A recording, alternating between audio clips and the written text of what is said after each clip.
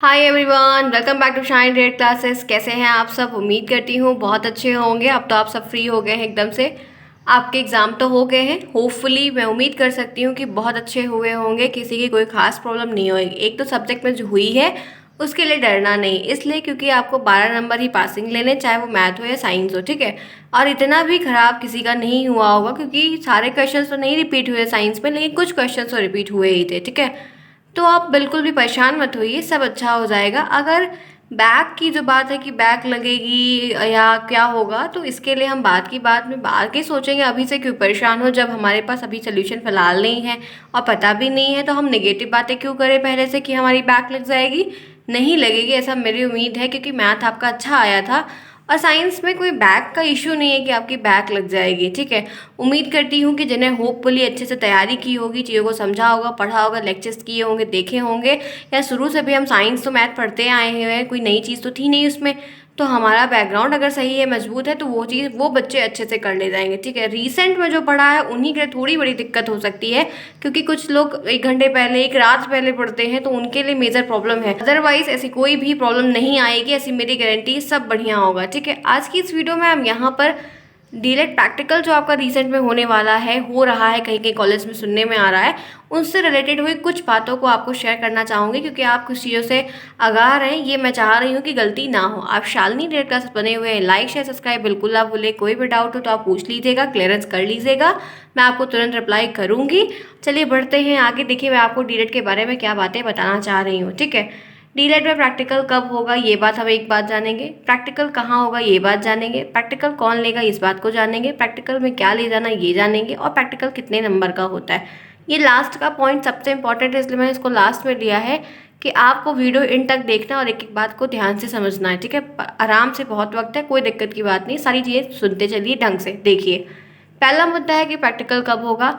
तो जितने कॉलेज हैं, अलग अलग टाइम पे हर जगह होता है, एक दिन में किसी के यहाँ नहीं होता है। सबसे पहले हर एक जिले में जो एक डायट है जिले का, सबसे पहले वहाँ होगा। फिर जितने भी प्राइवेट कॉलेज हैं, उन सारे कॉलेज में एक एक दिन पे होता है, ठीक है। अब ये बात आपको क्लियर हो गई कि पहले डाइट में फिर आपके यहाँ होगा, क्लियर है। और जो डेट है वो आपकी 15 तारीख से शुरू हुई है। 15 तारीख से शुरुआत की गई, लास्ट मई तक, जब तक आपका मई ये खत्म होगा।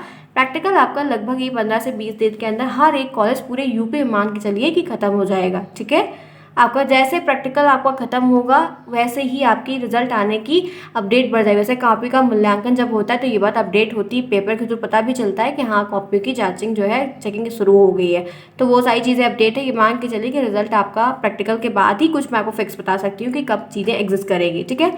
वो बात की बात है, अभी आपका प्रैक्टिकल होना है। अब देखिए, प्रैक्टिकल कहाँ होगा। तो जो डाइट के बच्चे हैं उनका प्रैक्टिकल डाइट में होता है, जो प्राइवेट इंस्टीट्यूट के बच्चे हैं उनका प्राइवेट कॉलेज में होता है, ठीक है। क्लियर है, डाइट के बच्चों को भी कहीं नहीं जाना होता है, और प्राइवेट जो कॉलेज के बच्चे एडमिशन लिए रहते हैं उनको भी कहीं नहीं जाना होता है। तो उनका उनके यहाँ होता है, उनका उनके यहाँ होता है, करेक्ट। अब प्रैक्टिकल कौन लेता है, ये बात सुनिए।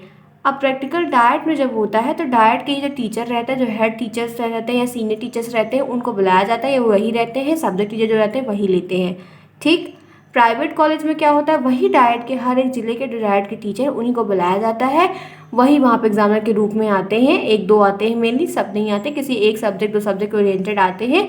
और मेनली जो सब्जेक्ट ओरिएंटेड आते हैं उन्हीं से वो ज़्यादा प्रश्न पूछते हैं, क्योंकि वो उसके टीचर रहते हैं, तो वो भी चीज़ें उनको क्लियरेंस के थ्रू आती रहती है। आता तो सब है फिलहाल, लेकिन जैसे महारत हासिल रहती है, बच्चे भी, लोग भी उससे क्वेश्चन राइज करते हैं, तो वो उस चीज़ से ज़्यादा क्वेश्चन पूछते हैं। अब देखिए कैसे होता है। डाइट में जब होता है तो सारे टीचर एक जगह बैठे रहते हैं, एक बच्चा आता है, उसको 5 मिनट देते हैं, और सारे टीचर अपना एक एक बारी करके एक क्वेश्चन दो क्वेश्चन पूछते हैं, जो जिसको जो पूछना होता है। अदरवाइज 3 3 बच्चों को बांट दिया जाता है ग्रुप में, 15 15 मिनट देते हैं, और सारे टीचर अपने क्वेश्चन को एक एक करके पूछते हैं, ठीक है।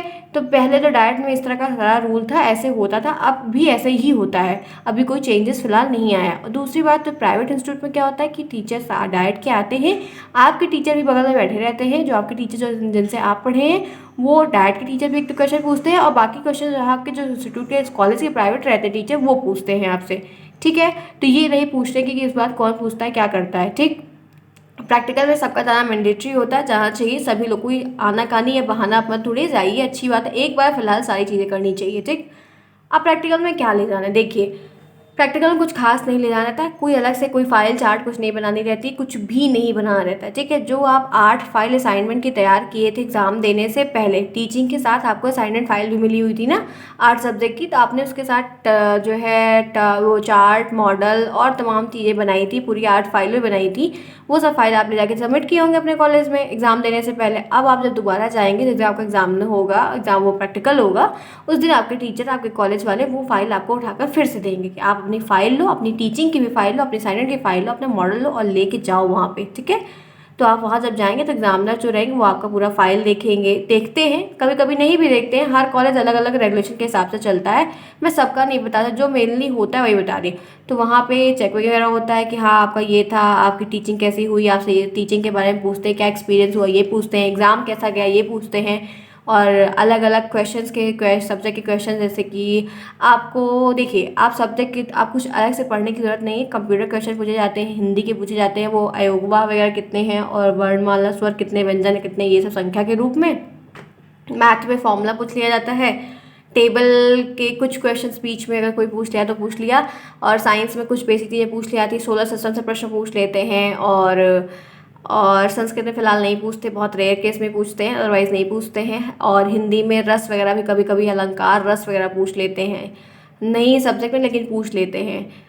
और एसएसटी में आपसे जो है आपके, आप जिस भी ज़िले में हैं उस ज़िले के डीएम का नाम, ठीक है, चीफ मिनिस्टर का नाम, पीएम का नाम, प्रेसिडेंट का नाम, कितने ज़िले हैं, कितना जिला पंचायत है, कितना क्या है, इन सब चीज़ों को थोड़ा ध्यान में रख के जाइएगा। ये क्वेश्चन पूछ लिया जाता है, ठीक है, जो बेसिक क्वेश्चन है, जो ये ज़रूरी नहीं कि हर चीज़ आपके सब्जेक्ट से पूछी जाए, ठीक है, जो बाहर क्वेश्चन रहते हैं वो भी थोड़ा पूछ लेते हैं आपसे। और आपको बाल विकास वगैरह से, अगर उससे रिलेटेड टीचर है तो आपसे हो सकता है कि कितनी स्टेजेस हैं डेवलपमेंट की वो पूछ लें आपसे, शिक्षण का क्या अर्थ है वो आपसे पूछ लें, ठीक है, स्किल वगैरह पूछ लें, ऐसे बेसिक बेसिक क्वेश्चन आपसे पूछ लेंगे जो आप मुँह ज़बानी बता ले जाएंगे, आपको पढ़ने की कोई ज़रूरत फिलहाल नहीं है, ठीक है।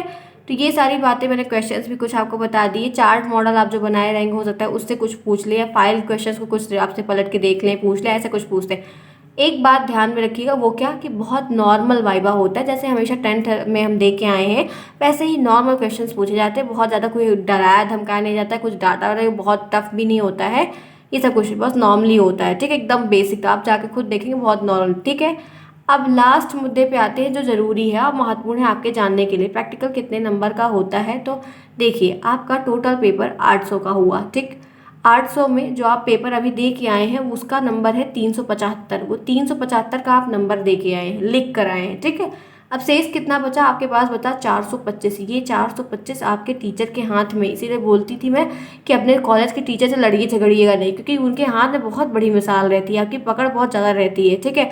इसके बेस पे आप 90%, अगर 375 पूरा पा जाइए, यहाँ पे आप कम पाइए तो कभी आप 90% क्रॉस ही नहीं कर सकते हैं, इतना ज़्यादा, ये 425 के मुकाबले बहुत ज़्यादा है, ठीक है। ये 425 नंबर जो है, ये दोनों को मिला के 800 का टोटल पूर्णांक रहता है आपका, और आपका 90% तभी बनेगा जब आपको 425 होता है, 425 किसी भी कीमत आप पूरा लेना है, 424 नंबर, एक नंबर भी नहीं कटना चाहिए, क्योंकि ये 375 आपके हाथ में तो है नहीं, आप गए लिख के आए, आप बोल रहे हैं आपका साइंस और मैथ खराब भी हुआ है तो दिक्कत हो जाएगी ना, तो अभी पता तो है नहीं क्या होगा, तो आपका ये 375 जो नंबर आपका है ये तो आप लिख के आए, अगर आप इसमें 280, 290 या 310, 320 पा जाएंगे और 425 ये पूरा पा जाएंगे, मेरी गारंटी है 90% प्लस आप क्रॉस कर जाएंगे, ये मैं आपको वादा करती हूँ। लेकिन अगर आपको ये 425 नहीं मिला, पूरा ढंग से पूरा नंबर नहीं मिला, तो बहुत दिक्कत होगी 90 क्रॉस करने में, क्योंकि ये कॉपी किस तरीके, आप कितना, कभी कभी ऐसा भी होता है कि हम बहुत अच्छा लिख के आते हैं, अक्सर ऐसा, वैसे मेरे साथ खुद भी होता है कि हिंदी, बताइए हिंदी का कोई नंबर कटने की बात है, मुझे फर्स्ट सेमेस्टर में हिंदी में 18 नंबर मिले हुए थे, और जबकि पूरा नंबर हिंदी में से कोई चीज़ ही नहीं थी जो कट जाए, लेकिन मोड के ऊपर रहता, और उस टाइम जब मैं दे रही थी सारे बच्चों को ऐसे 15-18 नंबर मिले हुए थे, मुझे आज भी ये चीज़ें पिंच करती है यार, हिंदी में नंबर कट गया मेरा।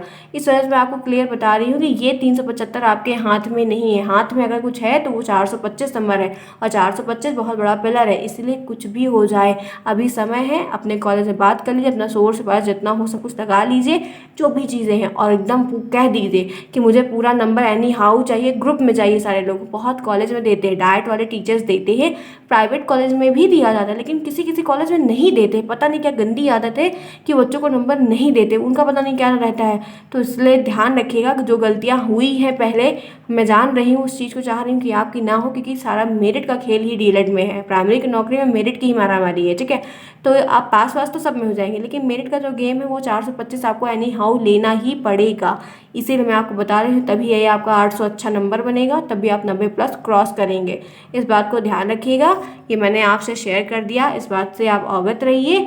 और जो फीस की बात है तो हर कॉलेज अलग अलग लेता है, कहीं 1500, कहीं 3000, कहीं कुछ तो मैं फीस के बारे में कुछ नहीं कहूँगी, क्योंकि वो अपना तरीका है, वो जाने, उसमें कोई भी क्लियरेंस मैं आपको नहीं दे सकती हूँ। वो आपको देना पड़ेगा, करना पड़ेगा, जैसा हर जगह होता है, ठीक है। और नंबर लेकिन अपना लड़ झगड़ के जो भी करना होगा अपना नंबर पूरा ले लीजिएगा। यही बात मैं आज आपसे शेयर करना चाह रही थी, और आज इस वीडियो को बनाने का कोई खास मोटिव नहीं था मेरा।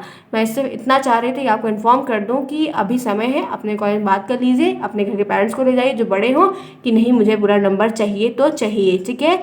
इस बात को ध्यान में रखिएगा, ठीक है। कोई प्रॉब्लम नहीं होनी चाहिए। आज की यह वीडियो यहीं तक, मैंने आपसे सही बातें शेयर की जो होता है एक्चुअल में, आपको अवगत कर दिया। आप ये गलती मत करिएगा, मेरा यही मोटिव था इस वीडियो को बनाने का, ठीक है।